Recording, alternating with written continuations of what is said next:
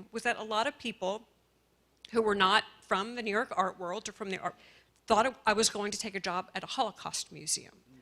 And so one of the, I guess, the most striking qualities of that name is what it conjures, the popular associations of the words Jewish museum. And in fact, we are an art museum.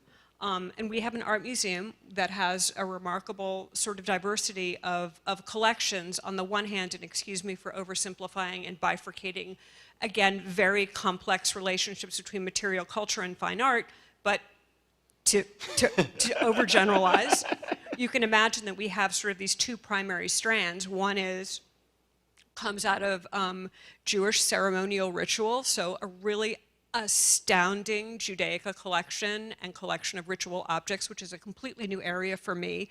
And then a fine art collection that I would say is very strong in other areas and eclectic in some areas as well. Not as much depth in the kind of fine arts area as there is perhaps in more of the ceremonial objects. And, you know, I really, I have to say that, you know, the Jewish Museum, first of all, I have to say, it's one of my favorite places where I've ever worked, because there's this intimate connection that the staff has to the history of the institution. I spent a large part of my first few weeks on the job asking staff, what do you think the Jewish Museum means? What are the values of the Jewish Museum? What does it mean to be the Jewish Museum today? And is that the same thing as what it meant 20 or 30 years ago? Because one of the really interesting things about the Jewish Museum, and one of the things I've learned over my career, is often the answers to those questions come in looking back over the history of the institution. So we have sort of this fascinating trajectory that has encompassed these ebbs and flows of relationships with Jewish tradition and with the avant-garde. So that has often been kind of a push-pull tension point in the institution's trajectory over the years. The museum grew out of the Jewish Theological Seminary, which creates yet another interesting framework for us to address these questions. So I'm afraid I can't offer up a UN. I wish the UN would come to us. For anything that follows. This is my 17th day on the job. So take what I say with many, many piles of salt. You know, the Yale Center for British Art is an interesting place in many ways. I think that the first thing that is so incredibly interesting about it is that it is, in many ways, absolutely its title, and then it is also completely a misnomer as an institution relative to its title. Paul Mellon, who is our benefactor and established an endowment for us and also built the building and hired the architect, Louis Kahn, to construct it, wanted a place to house his collection of British art and objects. And I use this word objects specifically because I'm not going to define them in a kind of hierarchy, even though I think we know what I'm talking about here, that there are many different things that are in that collection. What has been so fascinating for me, I started at Yale as a student, as a graduate student, and I looked at the Yale Center for British Art as the place where interesting things happened. And so for me, there were great paintings from the 18th century of the subjects that you would expect to come out of British art, but there were also works on paper, and there were sculpture and things that defied that. And by defying it, I think I'm pointing to both Mellon's interest, but also the way that the center has evolved, both with, alongside, and then away from Mellon's interest. Mellon collected widely.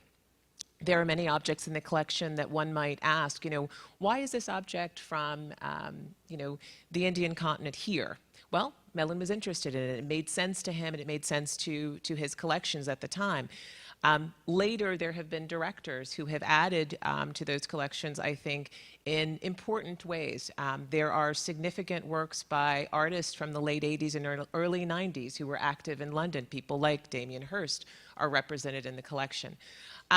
And then still more on top of that, there has always been, I think, a real interest in something that many of us in New Haven have come to call empire. And so on the one hand, even the term empire is a critique of the idea of what had been the colonial project in Britain, but it is also an embrace of what that colonial project has come to mean in terms of a larger sense of globalism and internationalism. The fact that London is a place where you can go to understand so much of what's happening in the rest of the world, and that it is also a place where the rest of the world stops making sense the minute that you go into its borders.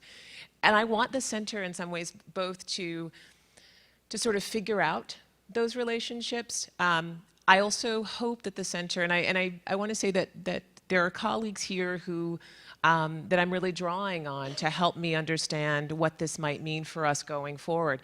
But there are ways that I think that we need to both look deeply in terms of what we actually have in our collection and get those works out and show them more and talk about what Britishness might have meant at different times. In fact, it's a term that really is a relatively modern idea. We might... That makes sense. It doesn't get into the foreground.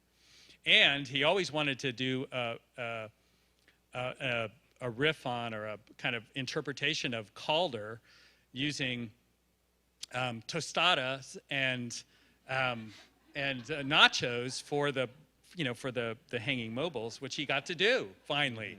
And but the point of that is that what brings the dynamism is engaging those seemingly contradictory forces that actually can coexist quite wonderfully, and sometimes magically, and sometimes with challenge. But that, to me, feels like all of our responsibilities as we engage our communities without losing, in part, why we exist to preserve and interpret and all the other work that museums seemingly have done for generations, if not centuries. It's interesting, and you've all been sort of circling around this tension between tradition and traditions of the board, and sometimes a hope for innovation and a movement for innovation. And at the same time, I also think that all of your museums have earned reputations nationally and internationally as the place for something specific. But you're all also local museums in certain ways. You're the local museum. You're one of 3 local museums in Fort Worth. In New Haven, you're a local museum, and on the Upper East Side, you're local museums. It doesn't matter where you are, you're still a local museum for the community that are there. So what are the strategies, not big vision strategies, but what are the day-to-day strategies for marrying and trying to speak to those audiences that are looking for tradition, speak to those audiences that are looking for their local museum to be a local museum, but also to balance that with this really ambitious quest for innovation, quest to change the narrative, to decenter the canonical narratives, to negotiate with your board around these? How do you go about that from a practical point of view? I would say that we have, I would add a little bit more complexity in this because we actually have multiple locals. So we have the local sense of being, on the campus of Yale. Because that means we've made it, we've shown, in New York. And sorry, people from the other coast, it doesn't count. They were New York. And I will tell you, a lot of them will say they are afraid if they show in San Francisco, nobody in New York will show them. So they said, do the New York first. So anyway, that's just the reality. So what we made a determination to do was that let's make a very public gesture of this. So we decided that a lot of the artists that we want to focus on are artists who are very established in... Been, somewhere inside MoMA during the protests in the late 60s and early 70s, I would have been excited that that's the place where the conversations around the Vietnam War were actually happening. Because that, maybe for an American public, the museum is the street in that sense, that this is, this is the public square. I think that to me is it's so well said, because it can be a complicated negotiation sometimes. And when I read the newspaper or the magazine articles or however they're received today about some of the controversy or questions that are being raised within our industry, it is around, as we were talking before, it's around the ethics of philanthropy. What do you do in the case of the protests that were happening here in New York, certainly, and that have related to the Sackler family, which is a global issue for institutions that way. And there's a movement that colleague has started, which many of you may have heard of, called Museums Are Not Neutral. And it has a poignant reaction to the circumstances that are happening now. So that came about in large measure in response to or in support of Black Lives Matter and the circumstances around our current administration. And that's really powerful. Now, the question I have, and I would throw back and open it up, is how does that affect governance? Because certainly in my board, which is tremendously creative and supportive and very powerful people, don't always have that same agency to engage the issues in that same manner. They would, I guarantee you, there would be resistance to Museums Are Not Neutral as a movement. I'd like to answer Andrew's question and then speak to what you just said. We actually have artists, we engage artists and we let artists do the work for us in a way. Because, you know, artists are the best mechanism, they're the best vehicle through which these issues can surface in a way that is through an artistic lens and not a sort of highly editorialized curatorial lens. We're doing an exhibition on anti-Semitism with Jonathan Horowitz coming up.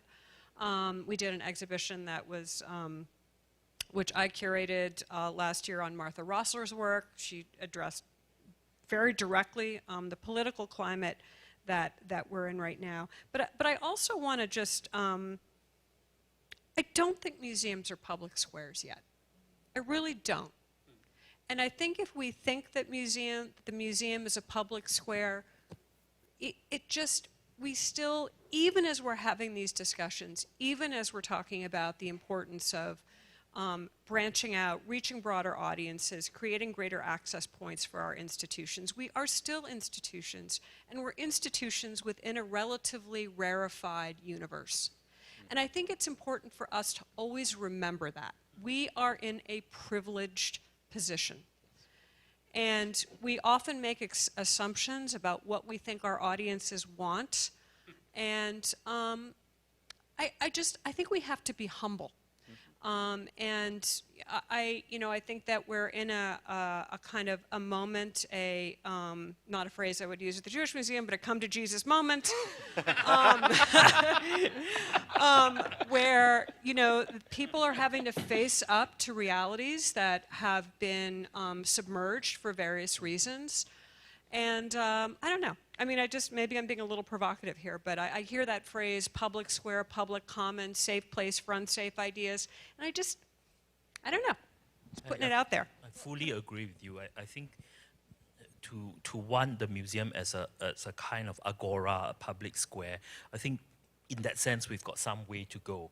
Also because many museums are not just physically old, but they come from a very old tradition, the way we are set up, you know, the way that how we look, the way that all encyclopedic museums have a problem with contemporary art, because when you set up a contemporary art department, like, do they talk to the other departments, you know, and contemporary art is very naughty in that sense. But I think we should remember that neutrality, and the way to look at it is to not look at art. Like Switzerland is a neutral country. Neutrality is a political position. And for Switzerland, for example, look at Switzerland. How do you be neutral? You militarize yourself like hell. That is how you stay neutral. Because you're neutral, you have to be able to defend yourself. And they were scooping up all the great artwork that was coming out of France and Germany during the Second World War. So we must remember that neutrality is not the same as being passive in certain contexts. So it's not that the museum should become political. I don't think it should. But I think we should be keenly aware that being neutral is not the same as being passive. And two, that being neutral is a position. And you must defend that position. Absolutely. It's not something that God Almighty gave to you. Yeah. And, you know, you can just run away with it. Courtney, I want to go back just to say something about the idea of the public square. So it's not that I think that we should, you know, open up the doors and have, you know, the presidential debates inside of the Whitney, for example. It's more so that I think that if you watch the issues that bubble up out of museums, it tells us something about what is happening in at least our country, maybe not our world. I'm not watching every other museum in the world, so I can't tell you necessarily if there's that kind of one-to-one relationship. But there is something that can be said about maybe perhaps museums being a microcosm for the countries in which they are, and definitely for the cities in which they are. So if you are constantly having tensions around certain issues, if the same questions are being asked over and over again, and you see those being mirrored outside, the museum is often a place where you can look to and say, okay, what is happening here? Why is there, this back and forth between the two? Because I don't think that most people immediately say, why are we in this position right now? Let me look towards the museum as the place where that's being discussed. I don't think that happens, and yet it is what happens quite often. And and thank you for the neutrality definition that way, because what I've seen too most recently, and it really goes to your point about the accretion of meaning to works of art, let's say, or artifacts, is that if you're truly open, then it can't be about a singular point of view, right? The works of art can maintain across a spectrum, and I think that's where the sense of openness is so critical in the way that you were just describing it, because it's not about a point of view that manifests. And this is a debate that is certainly circulating in our industry right now, and in the opportunity for institutions to be relevant to their communities, locally, and then otherwise, because we can sustain and maintain a opportunity for diversity of points of view. And I think when I talk to my colleagues sometimes, which is, where is the opportunity? In other words, there's a lot of sense that there's a right and a wrong when it comes to the public square notion. And that can't sustain itself if you really are truly being open to the an inclusive point of view. And I just have to keep saying that you see, for me, I see this manifest in sometimes the contrast of our governance. And for us at the Amon Carter, we depend on our board. I mean, our board is so important to help set strategy, to give direction, to provide financial support. And there's also often a disconnect between, in a political sense, between what perhaps bubbles through your staff and what is sustained within a board. And I don't know how to rectify. I don't know if I don't even know if that's worth wasting time on, to be honest with you, because we continue to exist and understand that there is a greater purpose that the institution is serving. It's not about what happened yesterday in El Paso. It might be partially about that, but it is about some greater sensibility, in my opinion. It's interesting as you've been talking and thinking about the public square and then not a public square and all at once. And I was thinking before I was at AFA, I was at the Portland Museum of Art in Maine. The last exhibition I did there was a Noguchi show. And we talked a lot about Noguchi's time being self-interned and thinking about what that meant. And we were doing it at a very particular cultural moment where there was an internment in America. And we were being overtly political with that. And that was something that I was very proud of as a curator. And then at the same time, when things got really heavy, which they do in life or in the day, I sometimes just wanted to walk around and see beauty too. And use the museum as a place of respite, and use the museum as a place to get away from everything. And I think that that's one of these things that we have these conversations about what a museum should be. And we, again, return to that in a singular, where in so many ways the museum should be multiple, in the same way that we ask the definition of American or Asia or Jewish or British to be multiple in those ways. And I would imagine that's a very tricky thing from leadership positions to balance. I've just, as you're saying that, and we've engaged in a lot of placemaking exercises because we have a great space that's underutilized. and it truly is a public square in a physical sense. And a lot of times, it's just a place to have a beer. You know what I mean? I mean, there's a quality of that that's not always about contentious debate. Sometimes it's a place to bring your kids and splash in the water. And For a lot of people, the Jewish Museum is Russ and Daughters on the Upper East Side. I mean, really. I mean, people will come through the doors because they want to use the restaurant, and that's awesome. You know, that is a meaning for some members of our community. Well, I think that we have time for one or two questions. Thank you all so much, but I want to open it up for one or two questions. Kristen, you have microphones, or you need a microphone? Perfect. There's a question right in the center.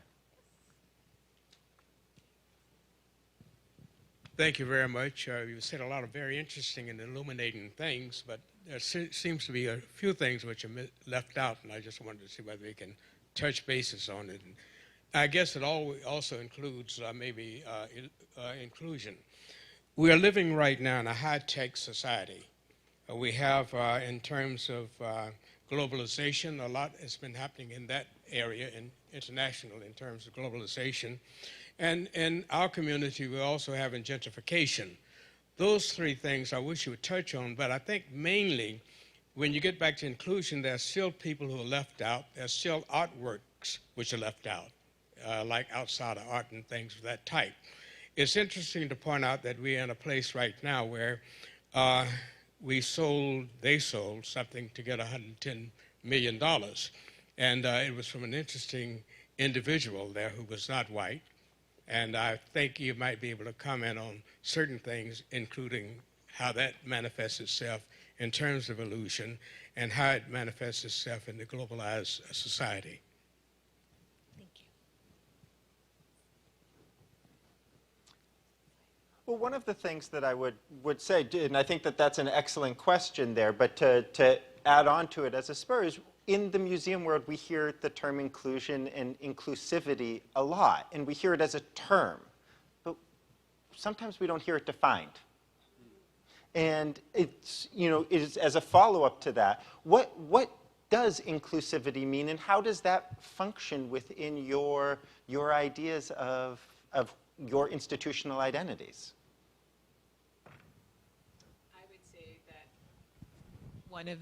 that one of the things that first drew me to the center was that we had an education program that was incredibly robust relative to children in New Haven.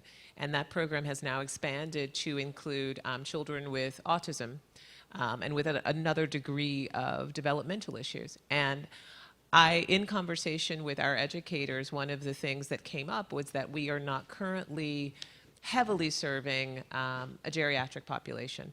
And I said, in many ways, what we should think about is that if we're willing to serve young people, we should also be willing to serve the other end, because, this is the whole of humanity. And in fact, there's the constant, I think, restatement of the word community.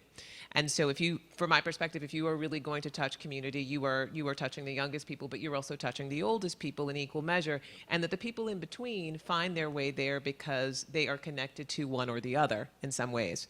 And so I think I would like for our conversations about inclusion to really delve deeply into both old and young, because I think that sometimes we are very happy to serve, sort of school-age populations, but what does it mean to talk about developmental issues? And then what does it also mean to talk about people near the end of time, which are just as important? I totally agree, and I was talking to my 90-year-old mother about exactly that topic yesterday.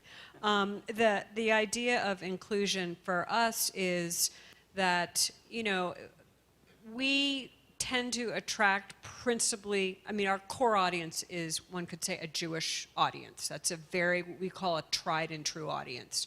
What we try to do in terms of inclusion and addressing strategies around broadening our audiences is clearly through the education initiatives and access programs. But it's also, quite frankly, like every 2 or 3 years, we need to do a major exhibition, and we just had Leonard Cohen just came down, that is going to sweep across a broad spectrum of a variety of different communities, Jewish and otherwise, music fans and cinema fans and fans of contemporary art. And so I think, you know, it's always a very delicate balance for how you address the challenges of the fact that, you know, still when you walk around museums, they can still look pretty white and pretty, you know, pretty traditional. And, you know, part of it is a combination of targeted efforts, principally through education in our case, and then big exhibitions on the program side that we know are going to reach a wide constituency, or at least we hope. I mean, I think with inclusion, it's important to accept. I think we just have to accept that it is a process and it's a mountain that you will never reach the top, because it's not who is included, it's who is not included, and that list is really long. And I think the best we can do is that we accept that as a kind of process that we have to constantly be aware of, and every few years, I think we have to reevaluate, you know, given our specific context. And of course, in this country, most museums are privately funded. You know, you don't get so much from public money. If you're in Germany, the approach will be quite different. So within that context, what we can do within that. But I think the basic principle is to never sort of stay still and define yourself. And also, these who are underserved communities change, you know. So for us, I mean, we are basically trying to move on, like aside from being an institution in the Upper East Side, mainly, you know, audience are white, of a certain age. So even our exclusion is not even race, our exclusion is also age. You know, there's a kind of reverse ageism sometimes at work. So it's very specific to us. So we just have to sort of keep going. Then the other point I wanted to make is that when we talk about exclusion, sometimes exclusion happens, and particularly with art museums of contemporary art, sometimes it happens because of the traditions that we inherited. Like for us, we're Asia, right? So we have an Indian artist, like, you know, and then we could do this program. Okay, I will do India, China, Southeast Asia, Middle East, you know, Asia and America, and then I go back again, India, China. Yeah. But what happens, and we are, with the Triennial, for example, we are talking to an artist that is of Indian descent, but he was born in the UK. And he is as un-Indian as you can. Even though his work sometimes refers to Indian. But, you know, right at the beginning, we had this big debate. Okay, if we are going to have fair representation, which bucket does he go into there? Of course, his logical bucket is, no, I'm like from the UK. You know, don't look at my skin, I'm from the UK. You know, and my art is based on my upbringing in the UK. So we have to also grasp that kind of thing, and which sometimes is a little uncomfortable for us. And you know, you will just have that dot that is like elsewhere in your nice little table. There's this other category, but I think that is life. Yeah. And you know, I'll just add one thing, because as y'all were talking, I was thinking, you know, part of it is, from my experience, that sense of inclusion comes down, for me, to relationship, to showing up. And we have a Alzheimer's program that the museum has done for over a decade. But that renewal comes to continually deepening your understanding about what works and what doesn't within the needs of a particular population. So that's a very specific population. But I've just learned recently how caring enough to go the extra step to understand what an audience needs is about building that relationship and then becoming, and you know, the hope is more relevant in that constituent's life, or that segment of your program's life. And that to me is really, I mean, that applies to life. As you know, that, I mean, for me, being able to have a sensibility of inclusion is about getting to know somebody beyond, in a way where you're vulnerable at the same time that they're vulnerable. And that, I'll just say that, that's the end of that. How do your collections play into that? We started with collections, and I realize I'm getting a look from the back of the room about time, so I'll ask you to be fairly brief. But we started with collections. All of you in your first answer talked about collections. And so to circle back as we wrap up, how do your collections and the future of your collections play into this? Because one of the things is people who direct museums, people who curate museums change. Collections are there for a lot longer than most of us in the way that we build them. So how do you think about that? And Courtney, you've been there for 17 days, so redone the entire collecting plan, I'm sure. I think one thing that I draw on, most of my information about the center honestly comes from having been a student. And so I draw on the things that I saw, the things that I discovered while I was there, the exhibitions that I got to see and then read and learned more about. And so I would say that going forward, I want that experience for other people. And I think that our collections can deliver that. But I think that we, as on the programming side, I think that we all need to look deeply into our collection and find out what else is there, what have we not shown, and I think that a lot of institutions can do that. Most institutions are showing somewhere between 2% and 23%, and 23% is a almost unattainable reality for what percentage of your collection you're showing. How do you move over that, or at least rotate enough that you're giving it space? I'm going to sort of have a non sequitur, which is I recently read this article about resonance and wonder.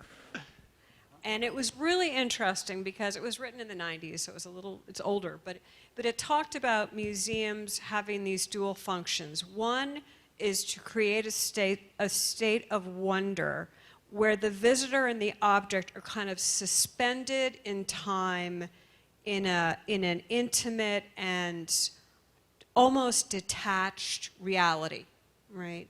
And we all want to have, I love having an experience where someone mentioned earlier, just like going for a respite, like escapism. Like, we should celebrate that we can actually do that in institutions.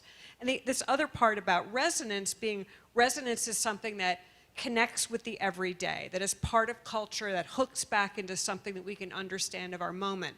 And I think we are often in positions as staff of trying to toggle between the opportunities to create those moments of wonder through our collection and those obligations that we have to create moments of resonance and relevance that connect to the reality that we're living in, as difficult as that reality may be. And I think we can all say, here in this room, like, we're all grappling with some of the things that are happening in our world right now, and they trickle through everything that we do as curators, as museum directors. It's just in the back of our minds. So it's not really an answer to your question about collections, but it's kind of an answer to what do we want collections to produce by way of experience? Absolutely, absolutely. For us, I think the basic principle is that our collections are for use, are for presentation, for loans, for circulation.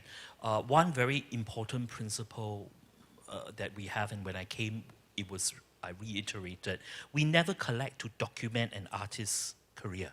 That's very shocking as an art museum, because we felt other larger encyclopedic institutions can do that. We collect, what we consider to be masterpieces and works of sublime visual interest that will always be in demand by other institutions so that we can circulate the work. So actually our criteria is, I want the storage area to be as tiny as possible. No, literally, we are very, very insistent on that. So in fact, we are doing a big show for 2 years where a lot of the classical masterpieces are going, and we loved AFA because their proposal was that it go to not the usual museums, like it's opening in New Orleans, to museums that generally will not have access to, like, the Rockefeller material. So that sort of is also our attempt at, in a sense, supporting community by making a principle that we don't want to keep work in the store. We hate that. We want to circulate. We loan all the time, and we try and send out as many things as possible. I would just echo that, especially about accessibility. And the collection has, our collection has I could read the 26-page collection policy that we just board approved. Thank you so much, Andrew. No, but it's largely about that accessibility, and that comes through a variety of different operations, including making the work available using technology. Because that's been something that our institution has benefited tremendously, largely through the government, by and large, to have the support in order to create an operative sense where somebody can see